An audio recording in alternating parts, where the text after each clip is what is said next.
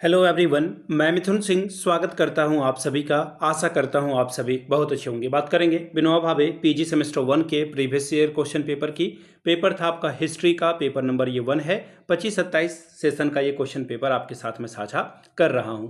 आगे बढ़े उससे पहले मैं आपको बता दूं, पिछले 5 साल के जितने भी प्रीवियस ईयर क्वेश्चन पेपर हैं, सारे क्वेश्चन पेपर की पीडीएफ आपको 69 रुपीज़ में अवेलेबल करा दी जाएगी। दूसरी बात, आपको जो है 199 रुपये में सजेशन प्रोवाइड कर दिया जाएगा। अब ये सजेशन क्या होता है? सजेशन यानी कि वेरी वेरी इंपॉर्टेंट क्वेश्चन, ऐसे सवाल जो एग्जाम में पूछे जा सकते हैं, आंसर के साथ आपको ये प्रोवाइड कर दिए जाएंगे। अगर आपको हिंदी में चाहिए आंसर तो हिंदी में मिलेगा, इंग्लिश से चाहिए तो इंग्लिश में आपको ये प्रोवाइड कर दिया जाएगा।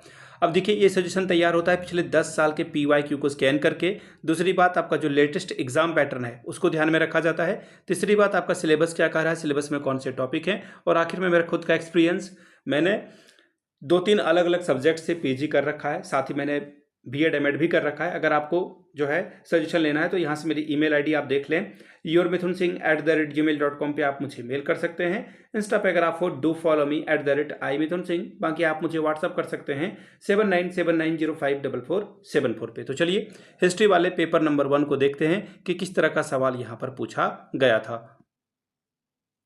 1 मिनट, हाँ। अब यहाँ से देख लीजिए, ये रहा, 1 सेकेंड, आपका PDF ये रहा। यहाँ से आप अपना PDF देख पाएंगे। वेट अ मोमेंट, हाँ, ये देखो, यहाँ से Vinoba Bhave PG semester 1 history का पेपर नंबर 1 है। 25-27 का सेशन है। एग्जाम आपका 2026 को कंडक्ट कराया गया था। फुल मार्क्स से 70 का 3 घंटे का वक्त आपको मिलता है। अब यहाँ से देख लीजिए, answer any 5 question in which question number 1 is compulsory. Question number 1 आपका क्या है? कंपलसरी है। अब यहाँ पे क्या बोला गया, देखिए ध्यान से, 10 छोटे छोटे MCQ पूछे जाएंगे, एक एक नंबर का सारा MCQ होगा, ठीक है।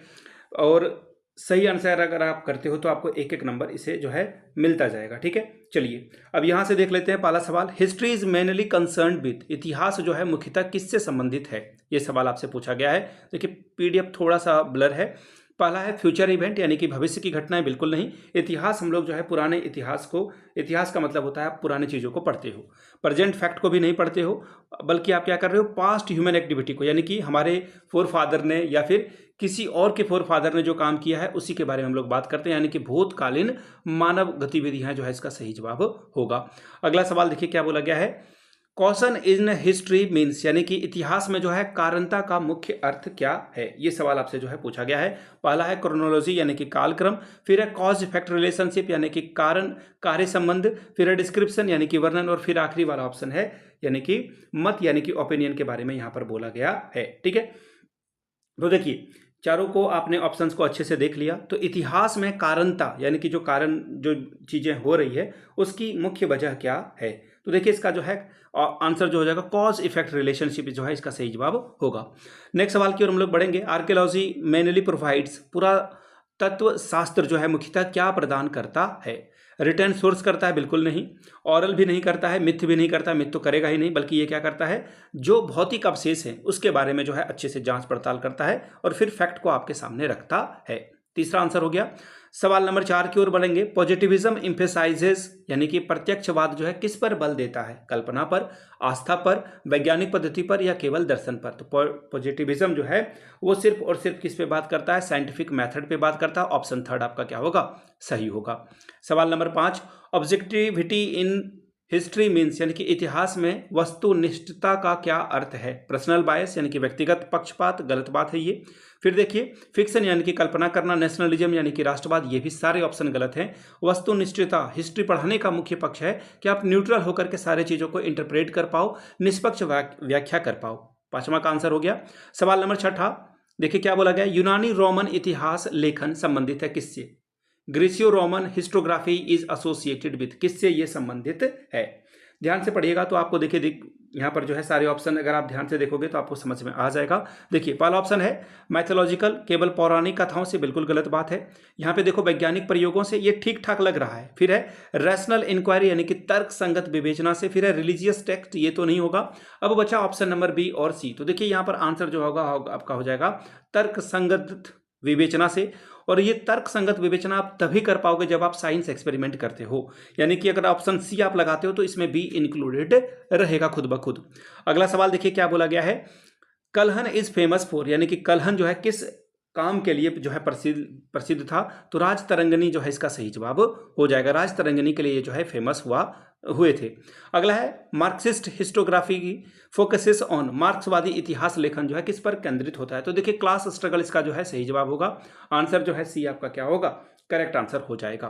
ठीक है, गरीब बनाम अमीर की बात ये मार्क्सिस्ट करते हैं। सवाल number 10, evidence in history refers to, इतिहास में साक्ष्य का क्या अर्थ है? तो देखिए जानकारी के स्रोत, पौराणिक कथाएं तो नहीं होगा और ये बात भी नहीं होगी, तो अनुमान तो होगा ही नहीं, तो यानी कि सोर्स ऑफ इंफॉर्मेशन जो है आपका क्या होगा? सही जवाब हो जाएगा। सवाल नंबर 10 देखिए क्या बोला गया है, DD Kaushambi is associated with, यानी कि डीडी कौशाम्बी जो है किससे संबंधित व्यक्ति हैं? तो देखिए डीडी कौशाम्बी जो है मार्क्सवादी दृष्टिकोण को जो है ये जो है पॉपुलराइज करते हैं। ऑप्शन बी आपका जो है क्या होगा? सही जवाब होगा। क्वेश्चन नंबर बी की बात करेंगे। 4 सवालों का जवाब देना है, 3 चौके 12 नंबर आपको मिलेगा। पहला है शॉर्ट नोट्स आपको लिखना है, मीनिंग ऑफ हिस्ट्री, इतिहास का अर्थ। दूसरा है रोमन हिस्टोग्राफी यानी कि रोमन इतिहास लेखन। तीसरा है हिस्ट्री एंड ज्योग्राफी, इतिहास और भूगोल के ऊपर आपको टिप्पणी करनी थी। अगला सवाल जो है वो देखिए ऑब्जेक्टिविटी इन हिस्ट्री, इतिहास में वस्तुनिष्ठता। सवाल नंबर 5 आर्कियोलॉजी एंड हिस्ट्री, पुरातत्व और इतिहास के बारे में बताइए। फिर अगला सवाल देखिए क्या है, question number F types of historical evidence यानी कि ऐतिहासिक साक्ष्य के प्रकार को बताइए। Question number 2 explain the meaning and scope of a history, इतिहास के अर्थ और क्षेत्र की व्याख्या करें। सवाल number 3 discuss the caution in history and explain its significance, इतिहास में कारणता की चर्चा करते हुए इसके महत्व को स्पष्ट कीजिए। सवाल number 4 examine the relationship of history with geography, भूगोल के साथ इतिहास के संबंधों की विवेचना करें। सवाल number 5 explain the concept of objectivity in history, इतिहास में वस्तुनिष्ठता की अवधारणा को स्पष्ट करें। सवाल number 6 critically discuss the positivism as a historical approach, एक ऐतिहासिक दृष्टिकोण के रूप में प्रत्यक्षवाद की समालोचनात्मक चर्चा करिए। अब अगला सवाल देखिए 7वां क्या है, describe the main feature of Greece Roman historiography, यूनानी रोमन इतिहास लेखन की मुख्य विशेषताओं का वर्णन कीजिए।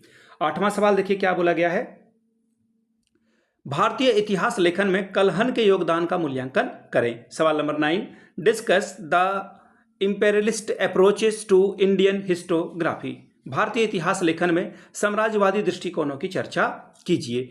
सवाल number 10 explain the Marxist approach of historiography and its significance, इतिहास लेखन के मार्क्सवादी दृष्टिकोण और उसके महत्व को स्पष्ट करके बताएं। तो ये था आपका आखिरी सवाल जो कि मैंने आपके साथ डिस्कस कर दिया है। मैं एक बात और आपको बता देता हूं, अगर आपको विनोबा भावे के पीजी सेमेस्टर 4 के या फिर 1 या 2 3 किसी का भी पेपर चाहिए तो ये आपको 69 में अवेलेबल करा दिया जाएगा। दूसरी बात 199 रुपये में आपको सजेशन प्रोवाइड कर दिया जाएगा। यहाँ से मेरी ईमेल आईडी आप देख सकते हैं yourmithunsingh@gmail.com पे आप मुझे मेल कर लें। इंस्टा पे अगर आप हो डू फॉलो मी @imithunsingh, बाकी आप मुझे व्हाट्सअप कर सकते हैं 7979054474 पे। वीडियो को आपने यहाँ तक देखा, प्यार दिया, इसके लिए आप सभी का बहुत बहुत शुक्रिया। Have a good day.